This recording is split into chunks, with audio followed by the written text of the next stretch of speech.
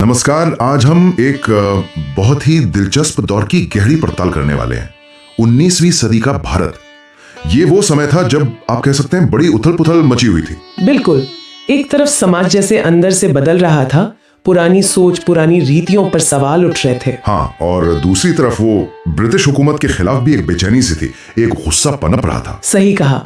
हमारे पास जो जानकारी है वो इसी दौर के सामाजिक धार्मिक सुधार आंदोलनों की बात करती है और फिर कैसे वो गुस्सा बढ़ते बढ़ते 1857 तक पहुंचा। तो चलिए इसी जानकारी को खंगालते हैं, समझते हैं कि इस दौर की वो कौन सी खास बातें थी जिन्होंने आगे चलकर भारत की नींव रखी।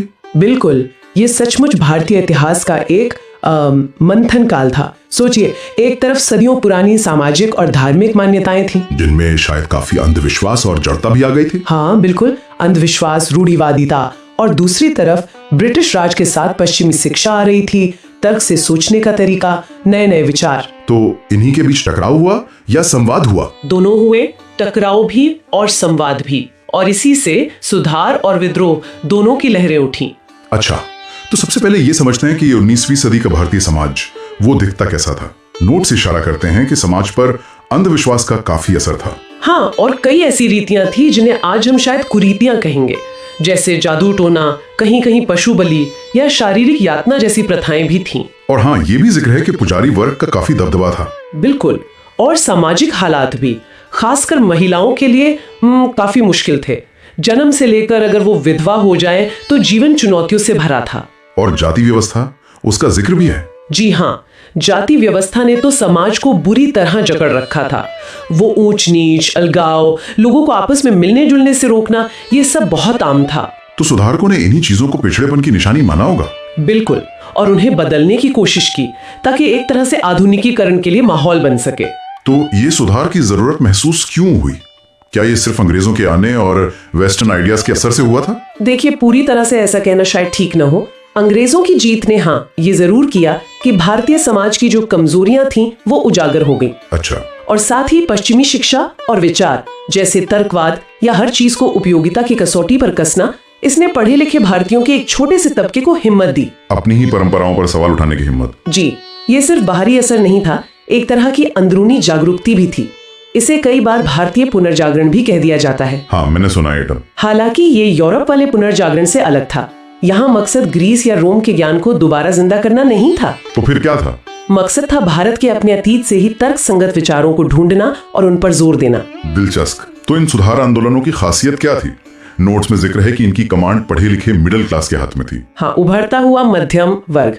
और उनकी एक बड़ी सोच ये थी कि जब तक धर्म में सुधार नहीं होगा तब तक समाज को बदलना मुश्किल है। अच्छा, धर्म और समाज जुड़े हुए थे। बिल्कुल, और इनके पीछे दो बड़े मजबूत खंभे थे, आप कह सकती हैं। पहला था तर्कवाद, मतलब रैशनैलिटी। तर्क जैसे राजा राम मोहन राय। हाँ, राजा राम मोहन राय, अक्षय कुमार दत्त जैसे सुधारकों ने कहा कि किसी भी बात को इसलिए मत मानो कि वो पुरानी है या किसी किताब में लिखी है, उसे तर्क की कसौटी पर कसो।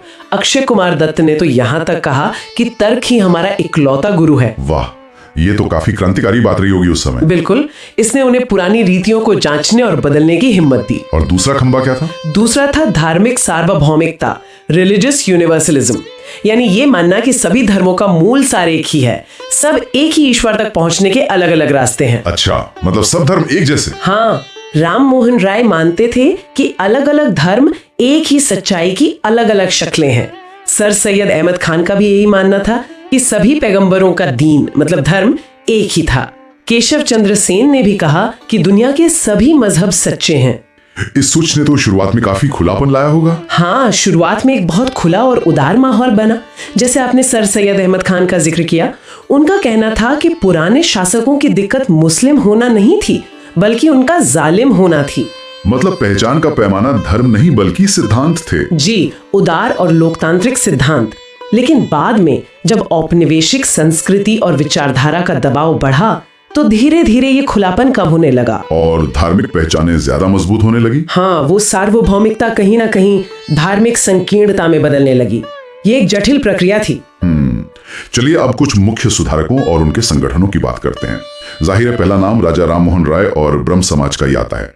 उन्हें भारतीय पुनर्जागरण का पिता भी कहते हैं। जी हाँ, राम मोहन राय ने मूर्ति पूजा, सती प्रथा, एक से ज्यादा शादियां करना, जाति व्यवस्था, इन सब का जोरदार विरोध किया और विधवा पुनर्विवाह का समर्थन किया। बिल्कुल, उन्होंने एकेश्वरवाद पर जोर दिया और अपनी बात को साबित करने के लिए उन्होंने क्या किया, वेदों और उपनिषदों का बंगाली में अनुवाद किया ताकि आम लोग भी पढ़ सकें। हाँ, 1815 में आत्मीय सभा बनाई, फिर 1828 में ब्रह्म सभा, जो बाद में ब्रह्म समाज बनी।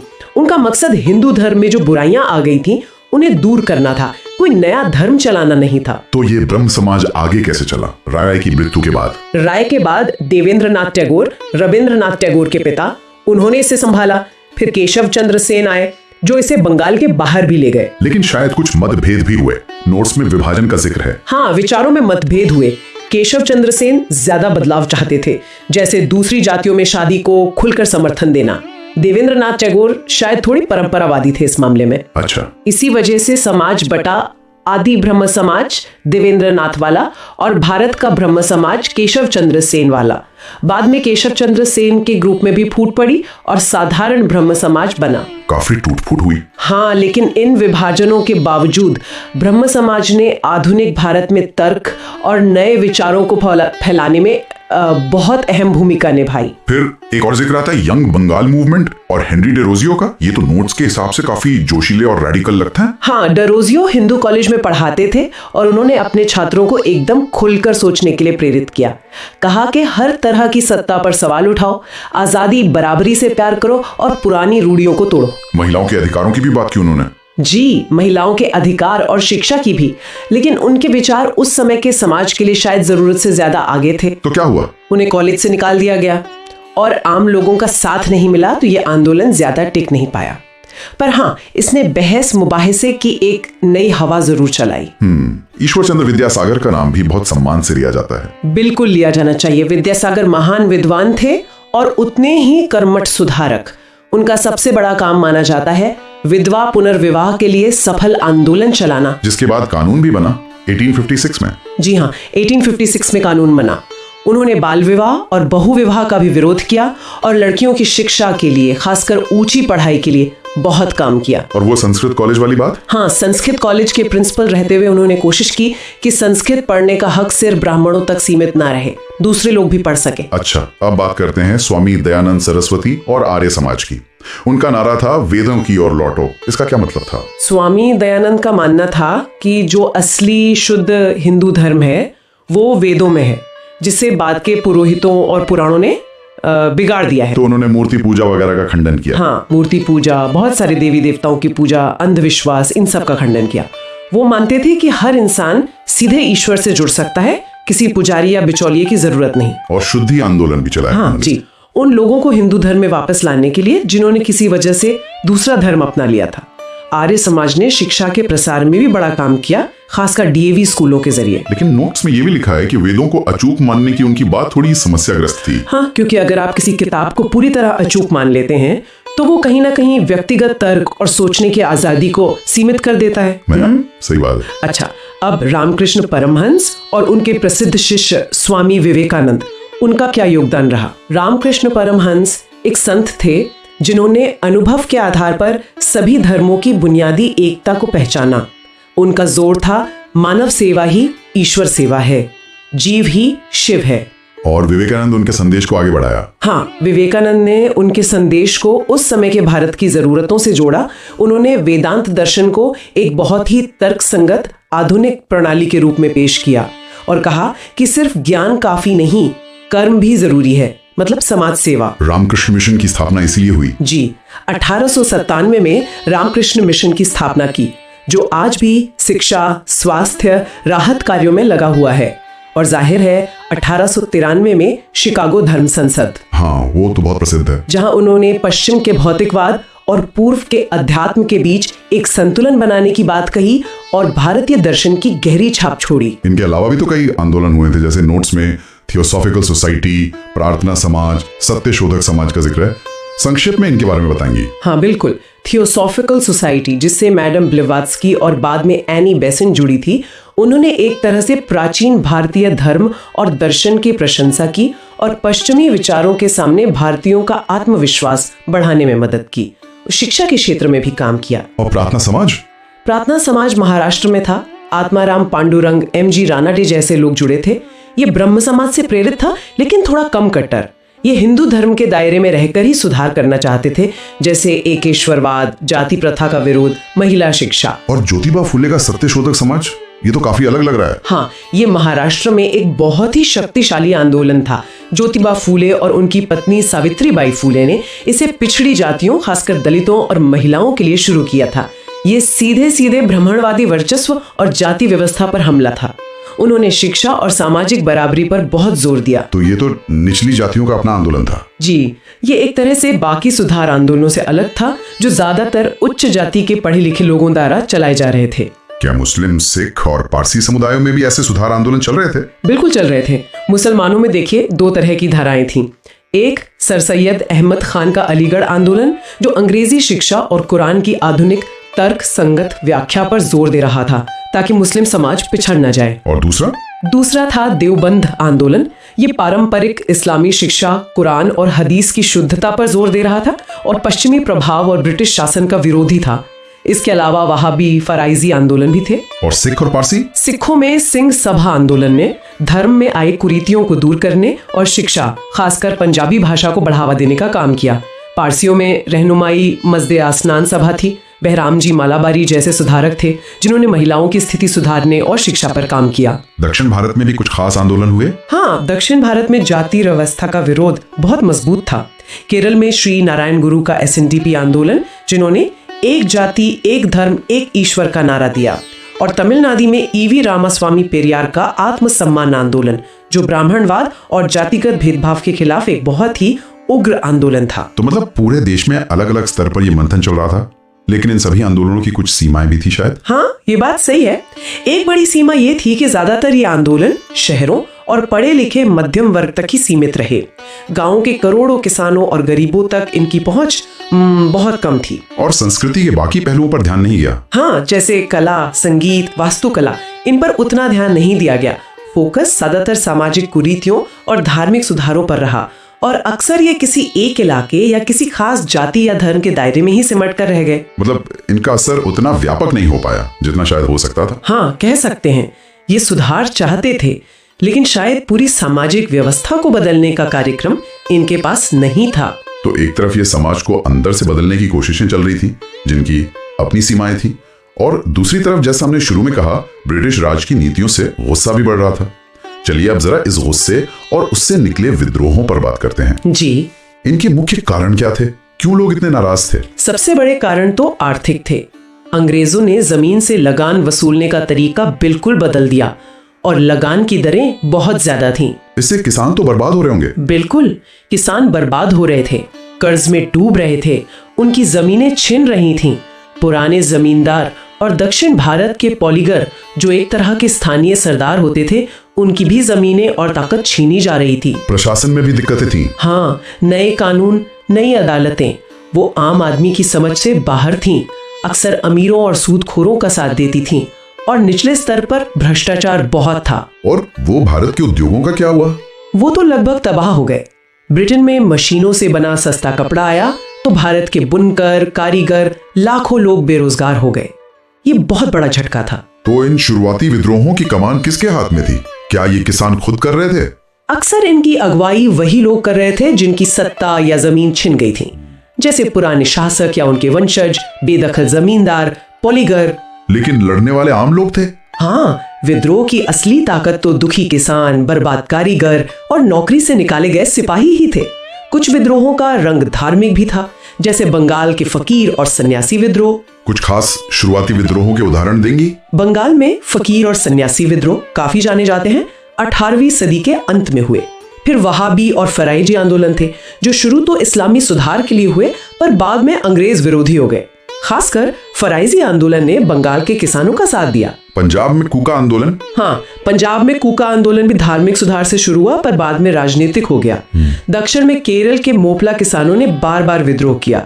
ये विद्रोह अंग्रेजों और हिंदू जमींदारों दोनों के खिलाफ थे। और त्रावणकोर और पॉलीगर? त्रावणकोर के दीवान वेलुथम्पी ने सहायक संधि के बोझ के खिलाफ विद्रोह किया था, और तमिलनाडु के पॉलीगरों ने भी अपनी आजादी छीनने के खिलाफ हथियार उठाए, जैसे कट्टाबोम्मन नायक।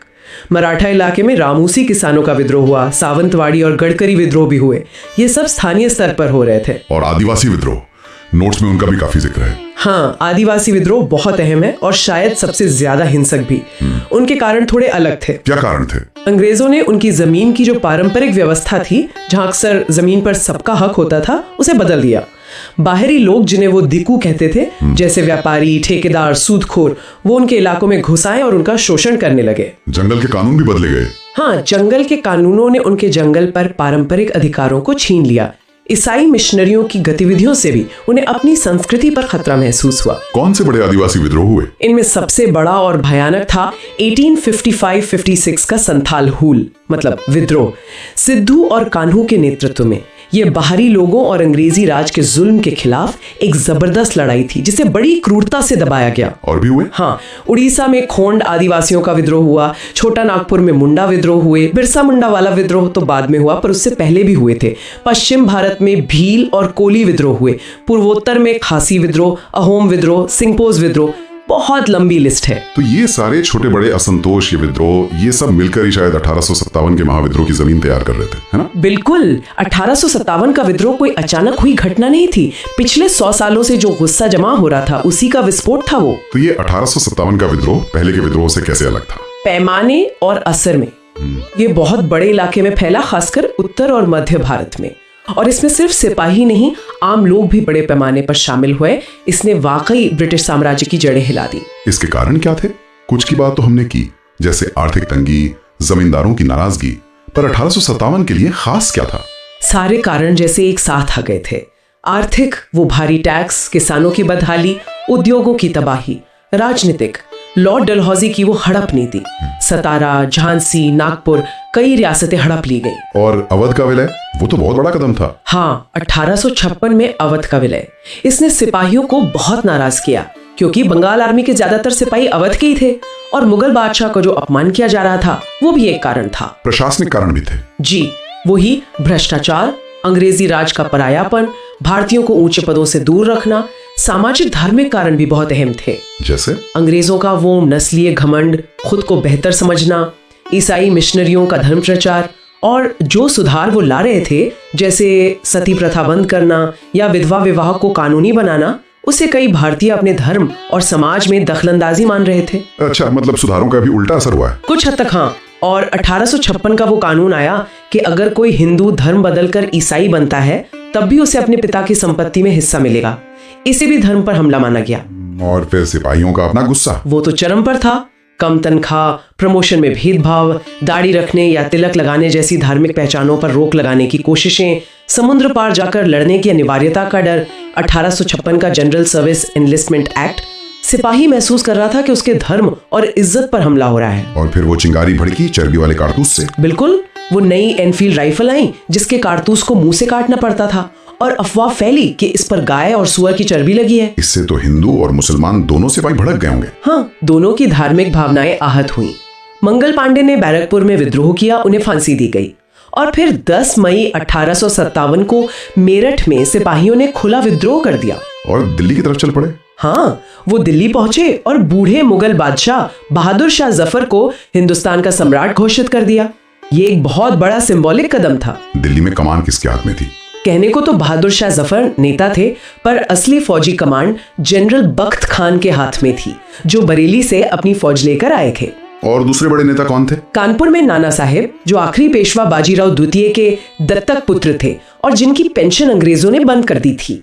लखनऊ में बेगम हजरत महल, अवध के नवाब की पत्नी, उन्होंने अपने छोटे बेटे बिरजिस कादिर को नवाब घोषित कर अंग्रेजों के खिलाफ मोर्चा खोल दिया। झांसी की रानी लक्ष्मीबाई के नाम तो सब जानते हैं। हाँ, रानी लक्ष्मीबाई, जिनकी रियासत हड़प ली गई थी, वो एक असाधारण योद्धा थी। बिहार में जगदीशपुर के करीब 80 साल के जमींदार कुंवर सिंह ने गजब का नेतृत्व दिखाया। और भी थे? जी, बरेली में खान बहादुर खान, फैजाबाद में मौलवी अहमदुल्ला, जो डंका शाह के नाम से मशहूर थे, और तात्या टोपे, जो नाना साहब के कुशल सेनापति थे और बाद में रानी लक्ष्मीबाई के साथ भी लड़े। इतने बड़े पैमाने पर फैला विद्रोह, इतने सारे नेता, फिर ये आखिर फेल क्यों हो गया? इसके कई कारण थे। एक तो जैसा आपने कहा, नेता तो बहुत थे, पर उनमें आपसी तालमेल और एक एकजुट नेतृत्व की कमी थी। सब अपने अपने इलाके में लड़ रहे थे, कोई एक साफ रणनीति नहीं थी। बहादुर शाह जफर एक नामात्र के नेता थे। हाँ, वो बूढ़े थे और शायद उतने सक्षम नेतृत्वकर्ता नहीं थे। दूसरा, विद्रोहियों के पास अंग्रेजों जैसे आधुनिक हथियार और संसाधन नहीं थे। वो ज्यादातर पुरानी बंदूकों, तलवारों से लड़ रहे थे। अंग्रेजों के पास बेहतर तोपें थीं और टेलीग्राफ जैसी तेज संचार व्यवस्था थी, जिससे वो अपनी सेनाओं को जल्दी निर्देश भेज सकते थे। और क्या ये पूरे देश में फैला था? नहीं, ये भी एक बड़ी कमजोरी थी। विद्रोह मुख्य रूप से उत्तर और मध्य भारत तक ही सीमित रहा। पंजाब, बंगाल, राजपूताना और पूरा दक्षिण भारत काफी हद तक शांत रहा। वहां के सिपाही और शासक ज्यादातर अंग्रेजों के वफादार बने रहे। समाज के सभी वर्गों का साथ भी नहीं मिला। नहीं, जो नया पढ़ा लिखा वर्ग उभर रहा था वो इसे पिछड़ा हुआ सामंती विद्रोह मानता था। बड़े जमींदार और व्यापारी वर्ग भी डरे हुए थे और कई राजा महाराजा जैसे सिंधिया, होलकर, निजाम, पटियाला के राजा, उन्होंने तो अंग्रेजों का खुलकर साथ दिया। लॉर्ड कैनिंग ने उन्हें तूफान में तरंग रोधक कहा था, है ना? जी हाँ, break waters in the storm. पांचवा कारण, विद्रोहियों के मकसद भी अलग अलग थे। कोई मुगल राज वापस चाहता था, कोई मराठा शासन, कोई सिर्फ अपनी खोई हुई जमीन या रियासत, कोई एक साझा राष्ट्रीय लक्ष्य नहीं था। और आखिर में अंग्रेजों की अपनी ताकत। हाँ, उनके पास बेहतर सैन्य नेतृत्व था, अनुभवी जनरल्स थे और एक संगठित अनुशासित सेना थी। इन सब वजहों से धीरे धीरे उन्होंने विद्रोह को कुचल दिया। विद्रोह को दबाने के बाद अंग्रेजों ने क्या बड़े बदलाव किए? शासन में कुछ फर्क आया? बहुत बड़ा फर्क आया। सबसे बड़ा बदलाव तो ये हुआ कि ईस्ट इंडिया कंपनी का राज खत्म कर दिया गया। 1858 में एक एक्ट पास हुआ और भारत का शासन सीधे ब्रिटिश महारानी यानी क्राउन के हाथ में आ गया। तो गवर्नर जनरल का पद खत्म हो गया? नहीं, पद रहा, पर अब उसे वाइसराय कहा जाने लगा, जो सीधे क्राउन का प्रतिनिधि था। लंदन में एक नया पद बनाया गया, भारत मंत्री, secretary of state for India, जो ब्रिटिश कैबिनेट का सदस्य होता था और जिसकी मदद के लिए एक इंडिया काउंसिल बनाई गई। सेना में भी बदलाव हुए होंगे? हाँ, सेना का बड़े पैमाने पर पुनर्गठन किया गया। उसमें यूरोपीय सैनिकों का अनुपात बढ़ाया गया, खासकर तोपखाने जैसे महत्वपूर्ण विभागों में, और सेना को जाति और क्षेत्र के आधार पर बांटा गया। लड़ाकू और गैर लड़ाकू कौमों का सिद्धांत कड़ा गया ताकि सिपाही फिर से एकजुट न हो सके। और रियासतों के प्रति नीति बदली? जी, अब उन्हें हड़पने की नीति छोड़ दी गई। वादा किया गया कि उनके अधिकार और सम्मान सुरक्षित रहेंगे। मकसद था उन्हें अपना वफादार सहयोगी बनाना, ताकि भविष्य में वो जनता और अंग्रेजों के बीच एक बफर का काम करें। और फूट डालो और राज करो। उसे और तेज कर दिया गया। जाति को जाति से, धर्म को धर्म से लड़ाने की कोशिशें बढ़ गई। प्रशासन में भारतीयों को शामिल करने के नाम पर कुछ सुधार किए गए, जैसे 1861 का इंडियन काउंसिल्स एक्ट, पर असल ताकत अंग्रेजों के हाथ में ही रही। मुसलमानों के प्रति क्या रवैया रहा? शुरुआत में अंग्रेजों ने विद्रोह के लिए मुख्य रूप से मुसलमानों को जिम्मेदार माना और उन पर सख्ती की, लेकिन बाद में खासकर सर सैयद अहमद खान के अलीगढ़ आंदोलन के बाद नीति बदली और उन्हें हिंदुओं के खिलाफ इस्तेमाल करने की कोशिश की जाने लगी। तो आखिर में इस 1857 के विद्रोह का महत्व क्या माना जाए? भले ही ये फेल हो गया। महत्व बहुत ज्यादा है। भले ही ये कामयाब नहीं हुआ, पर इसने पहली बार इतने बड़े पैमाने पर अंग्रेजी राज के खिलाफ अलग अलग तबकों के गुस्से को एक आवाज दी। इसने अंग्रेजों का ये भ्रम तोड़ दिया कि वो भारत पर हमेशा आसानी से राज कर सकते हैं। और इसने भविष्य के लिए क्या किया? इसने भविष्य के राष्ट्रीय आंदोलन, आजादी की लड़ाई के लिए एक तरह से जमीन तैयार की। 1857 के नायकों और शहीदों की कहानियां प्रेरणा का स्रोत बनी। और हिंदू मुस्लिम एकता का जो जिक्र था, वो शायद सबसे अहम बात है। इस विद्रोह ने जबरदस्त हिंदू मुस्लिम एकता का प्रदर्शन किया। बहादुर शाह जफर एक मुस्लिम बादशाह को सबने अपना नेता माना। नाना साहिब के साथ अजीमुल्ला खान थे। रानी लक्ष्मीबाई के साथ उनके तोपची मुसलमान थे। हिंदू और मुसलमान कंधे से कंधा मिलाकर लड़े। ये दिखाता है कि 1857 से पहले भारतीय समाज और राजनीति में वैसी सांप्रदायिक फूट नहीं थी जैसी बाद में पैदा की गई। तो आज हमने 19वीं सदी के भारत की एक बहुत ही, कह सकते हैं, जटिल तस्वीर देखी। एक तरफ समाज को अंदर से बदलने की छटपटाहट, सुधार की कोशिशें, और दूसरी तरफ बाहरी हुकूमत के खिलाफ धीरे धीरे पनपता गुस्सा, जो 1857 में एक बड़े विस्फोट के रूप में सामने आया। और ये दोनों चीजें, ये सुधार और ये विद्रोह, ये एक दूसरे से जुड़ी हुई थी, एक दूसरे पर असर डाल रही थी। बिल्कुल, ये दोनों ही आधुनिक भारत के बनने की कहानी के बहुत जरूरी हिस्से हैं। इन्होंने न सिर्फ उस समय के समाज को झकझोरा, बल्कि आने वाले आजादी के संघर्ष की शक्लें क्या होगी, उसकी चुनौतियां क्या होंगी, ये भी तय किया। एक ने शायद सोचने का नया नजरिया दिया, तो दूसरे ने लड़ने का हौसला। हाँ, कुछ ऐसा ही कह सकते हैं। तो जाते जाते एक सवाल हमारे सुनने वालों के लिए छोड़ जाते हैं। ये जो सामाजिक सुधार आंदोलन थे, जिनकी शुरुआत तो बड़े ऊंचे आदर्शों से हुई थी, तर्कवाद, धार्मिक सार्वभौमिकता, लेकिन जैसा हमने देखा वो आम लोगों तक, गांव देहात तक उतनी गहरी पहुंच नहीं बना पाए। हाँ, वो ज्यादातर शहरों और पढ़े लिखे तबकों तक सीमित रहे। तो क्या ऐसा हो सकता है कि 1857 के बाद जो अंग्रेजों ने फूट डालो और राज करो की नीति अपनाई, उसे कामयाब होने में कहीं ना कहीं इन सुधार आंदोलनों की अपनी सीमाओं का और उनके धीरे धीरे वो सार्वभौमिकता से हटकर धार्मिक दायरों में सिमटने का भी कोई हाथ रहा हो? ये सोचने वाली बात है। क्या सुधार आंदोलनों की सीमित पहुंच ने वो खाली जगह छोड़ी जिसे बाद में संकीर्ण पहचानों ने भर दिया? इस पर विचार जरूर कीजिएगा। अगले अंक में फिर मिलेंगे एक और ऐसी ही गहरी पड़ताल के साथ। नमस्कार।